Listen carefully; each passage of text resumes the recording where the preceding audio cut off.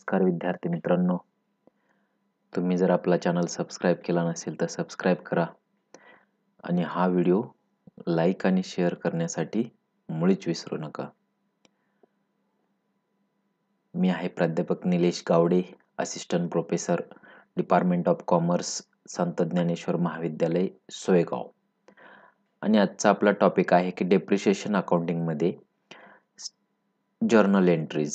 मग आता depreciation accounting मधल्या स्ट्रेट लाईन मेथड आणि रिटर्न डाऊन व्हॅल्यू मेथड या दोन्हीसाठी सेम जर्नल एंट्री असतात आणि त्या आज आपण पाहणार आहोत की डेप्रिशिएशन अकाउंटिंग मधील स्ट्रेट लाईन मेथड आणि रिटर्न डाऊन व्हॅल्यू मेथड साठीच्या जर्नल एंट्रीज. आता जर्नल एंट्रीजचा फॉर्मॅट आहे की आपण पाहतो की त्या ठिकाणी आपल्याला 5 कॉलम करायचे आहेत. Date, particulars, LF, debit rupees आणि क्रेडिट रुपीज. आता पहिली जर्नल एंट्री कधी होईल तर at the time of purchase. मग पहिली entry in the year of purchase. Purchase of any asset असेल.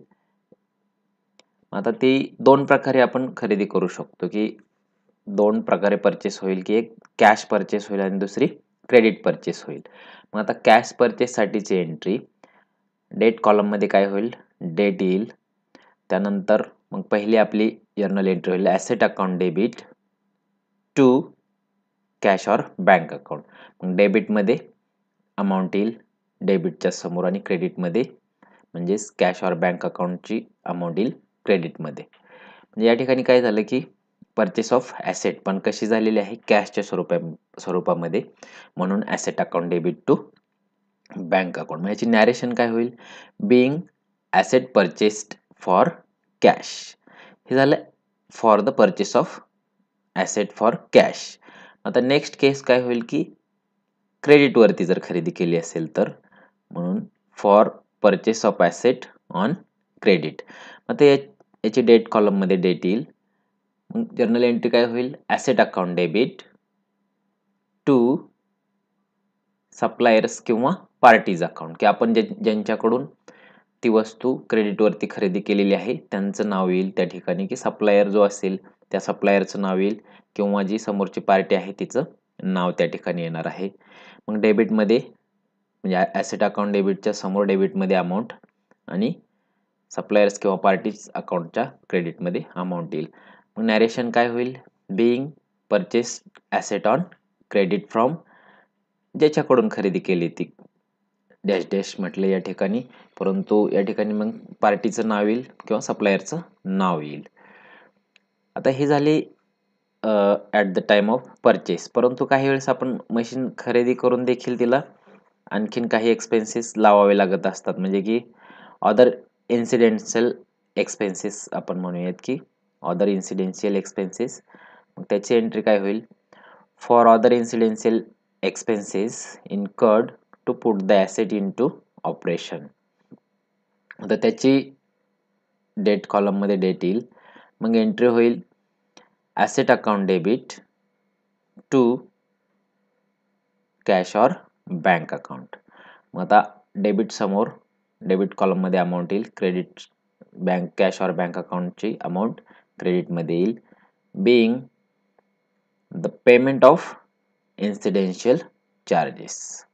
लक्षात. मग हे झालं की at the time of purchase, आणि ती ॲसेट फॉर एक्झाम्पल मशिनरी घेतली असेल तर ती वर्किंग मध्ये ठेवण्यासाठी आणखी लागणारा खर्च, तर त्याची जर्नल एंट्री आपण पाहिली. आता ॲक्च्युअल आपण डेप्रिशिएशन चार्ज करण्यासाठीची एंट्री पाहणार आहोत. मग नेक्स्ट होईल या ठिकाणी फॉर चार्जिंग डेप्रिशिएशन, म्हणजे आता हे पहिल्या वर्षीचं डेप्रिशिएशन आहे या ठिकाणी. मग डेट कॉलम मध्ये डेट येईल. डेप्रिशिएशन अकाउंट डेबिट, चार्जिंग डेप्रिशिएशनची entry depreciation account debit to asset account. आता अमाऊंट कॉलम मध्ये डेबिट मध्ये डेप्रिशिएशनच्या समोर अमाऊंट येईल आणि ॲसेट अकाउंटच्या क्रेडिट कॉलम मध्ये अमाऊंट येईल. या ठिकाणी बिईंग डेप्रिशिएशन चार्ज्ड. आता हे झालं डेप्रिशिएशन चार्ज केल्याची एंट्री. आता नेक्स्ट एंट्री काय होईल, तर हा जो डेप्रिशिएशन अकाउंटचा बॅलन्स आहे तो प्रॉफिट अँड लॉस अकाउंटला ट्रान्सफर केल्याची एंट्री होईल. नेक्स्ट काय म्हणूयात आपण, balance of depreciation account is transferred to profit and loss account. तर याची एंट्री काय होईल, तर डेट कॉलम मध्ये डेट येईल, profit and loss account debit to depreciation account, profit and loss account debit to depreciation account. आता profit and loss अकाउंटच्या डेबिटला डेबिट कॉलम मध्ये अमाऊंट येईल आणि डेप्रिशिएशन अकाउंटच्या क्रेडिट कॉलमला अमाऊंट येईल. त्याची नॅरेशन काय होईल मग, being balance of depreciation account is transferred to profit and loss account. ही झाली डेप्रिशिएशन अकाउंटचा बॅलन्स प्रॉफिट अँड लॉस अकाउंटला ट्रान्सफर केल्याची जर्नल एंट्री. आता नेक्स्ट काय होईल, आपल्याला या ठिकाणी पहिलं वर्ष आपलं संपून जाईल, बरोबर आहे का. मग फॉर्मॅट कंटिन्यू राहील तोच. मग आता दुसरं वर्ष सुरू होईल, मग त्या ठिकाणी सेकंड इयर ऑनवर्ड्स म्हणजे दुसऱ्या वर्षीपासून आपल्याला काही जर्नल एंट्रीज कराव्या लागणार आहेत. तर त्याच्यामध्ये पहिली एंट्री काय होईल, तर डेप्रिशिएशन चार्ज केल्याची एंट्री, बरोबर आहे का, फॉर चार्जिंग डेप्रिशिएशन. आता डेट कॉलम मध्ये डेट येईल, या ठिकाणी depreciation account debit to asset account. अगदी आपण पहिल्या वर्षामध्ये जी एंट्री केली होती तीच entry, depreciation account debit to asset account. Debit मध्ये अमाऊंट येईल, क्रेडिट मध्ये अमाऊंट येईल, बिंग डेप्रिशिएशन चार्ज्ड, आलं लक्षात. मग आणि आता याच्यानंतर काय करतो आपण, डेप्रिशिएशन चार्ज केल्यानंतर हा बॅलन्स आपण प्रॉफिट अँड लॉस अकाउंटला ट्रान्सफर करत असतो. Next entry, at the end of the year balance of depreciation account is transferred to profit and loss account. Next date column मध्ये डेट येईल. आता इथून पुढे मी डेट कॉलम मध्ये डेट म्हणजे दाखवलेली नाही, परंतु आपल्याला डेट कॉलम मध्ये कंटिन्युअस प्रत्येक ट्रान्झॅक्शनची डेट दाखवायची आहे. Profit and loss account debit to depreciation account. मग आता डेबिट मध्ये प्रॉफिट अँड लॉस अकाउंटच्या डेबिट कॉलम मध्ये अमाऊंट येईल, त्यानंतर डेप्रिशिएशन अकाउंटच्या क्रेडिट कॉलम मध्ये अमाऊंट येईल. याची नॅरेशन होईल, being balance of depreciation account transferred to profit and loss account. आता हे झालं सेकंड इयर मध्ये. जर समजा आपण ही ॲसेट जर सेल केली, कंटिन्युअस जर्नल एंट्रीचा फॉर्मॅट राहील, during the year of sale. आता जर सेल केली तर त्याची entry, for the depreciation charge up to the date of sale of asset. या ठिकाणी काय होणार आहे की up to the date of sale of asset, या तोपर्यंतच आपण डेप्रिशिएशन करणार. तर त्याची एंट्री होईल, depreciation account debit to asset account. Amount column debit मध्ये डेबिटची अमाऊंट येईल, क्रेडिट कॉलम मध्ये क्रेडिटची अमाऊंट येईल, बिंग डेप्रिशिएशन चार्ज्ड. ठीक आहे. तर इथं डेट कॉलम मध्ये प्रत्येक ठिकाणी आपल्याला प्रत्येक ट्रान्झॅक्शनची डेट घ्यायची आहे. मी या ठिकाणी डेट दाखवलेली नाही, म्हणजे दाखवायची नाही असं नाही, तर तुम्ही प्रत्येक ठिकाणी डेट घ्यायची आहे. नेक्स्ट आहे की for sale of asset at its book value. आता या ठिकाणी बुक व्हॅल्यूला जर सेल झालेला असेल तर त्याची जर्नल एंट्री होईल, bank account debit to asset account, bank account debit to asset account.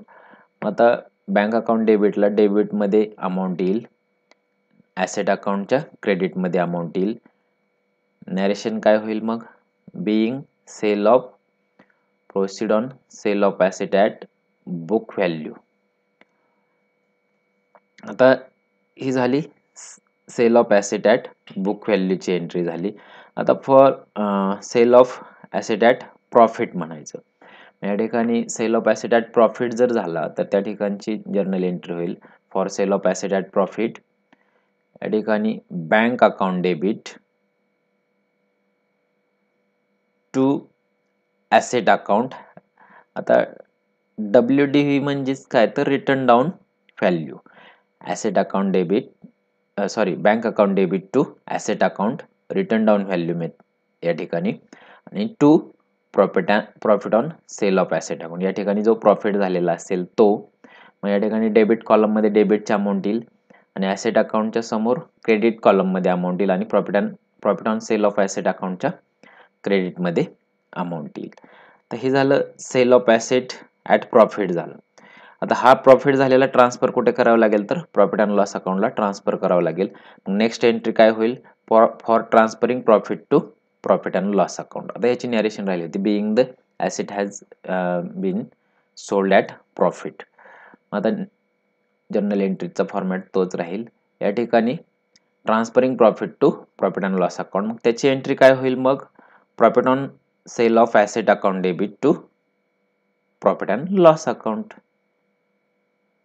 आता डेबिट कॉलममध्ये profit on sale of asset अकाउंटची अमाऊंट डेबिट कॉलममध्ये येईल आणि प्रॉफिट अँड लॉस अकाउंटची अमाऊंट क्रेडिट कॉलममध्ये येईल. बरोबर आहे.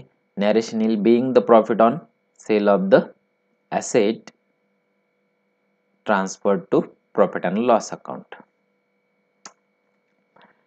आता नेक्स्ट एंट्री काय होईल, आता जर ही झाली प्रॉफिट वरती जर सेल केली असेल ॲसेट तरची एंट्री. नेक्स्ट एंट्री कशाची होईल, तर जर for sale of asset at loss, जर लॉसमध्ये जर सेल झाला असेल तर एंट्री काय होईल, bank account debit loss on sale of asset account debit to asset account आता WDV म्हणजेच रिटर्न डाऊन व्हॅल्यू. आता बँक अकाउंट डेबिट कॉलममध्ये अमाऊंट येईल, loss on sale of asset account debit कॉलममध्येच अमाऊंट येईल टू ॲसेट अकाउंट. आता या ठिकाणी अमाऊंट कोणती येईल, तर रिटर्न डाऊन व्हॅल्यू येईल. नेक्स्ट मग आता याची नॅरेशन काय होईल, being the asset sold at loss. आता नेक्स्ट एंट्री काय होईल की हा लॉस कुठे ट्रान्सफर करावा लागेल, पुन्हा प्रॉफिट अँड लॉस अकाउंटलाच ट्रान्सफर करावं लागेल. मग transferring loss to profit and loss अकाउंटची एंट्री,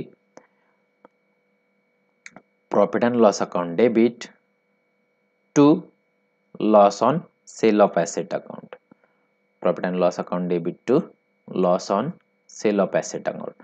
आता या ठिकाणी प्रॉफिट अँड लॉस अकाउंटच्या डेबिटमध्ये अमाऊंट येईल आणि to loss on sale of asset अकाउंटच्या क्रेडिटमध्ये अमाऊंट येईल.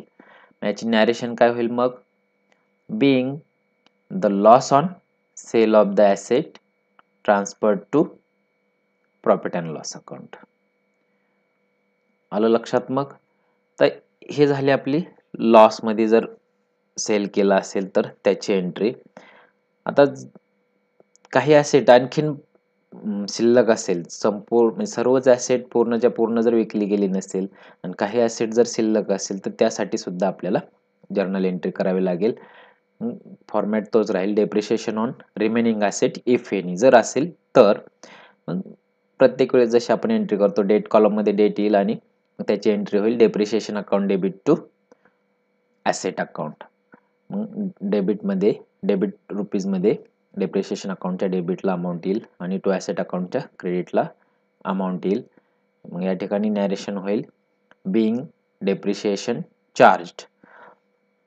आता प्रत्येक वेळेस तुम्ही डेट कॉलममध्ये डेट दाखवायची आहे. मग आता नेक्स्ट लास्ट केस आहे की at the end of the year balance of depreciation account is transferred to profit and loss account.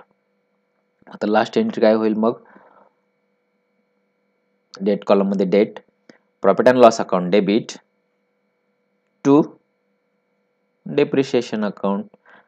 आता प्रॉफिट अँड लॉस अकाउंटच्या डेबिट कॉलममध्ये अमाऊंट येईल आणि डेप्रिशिएशन अकाउंटच्या क्रेडिट कॉलममध्ये अमाऊंट येईल. मग याची नॅरेशन होईल, being balance of depreciation account is transferred to profit and loss account. तर आपल्याला दोन्ही मेथडमध्ये की या जर्नल एंट्रीज कराव्या लागत असतात. थँक्यू.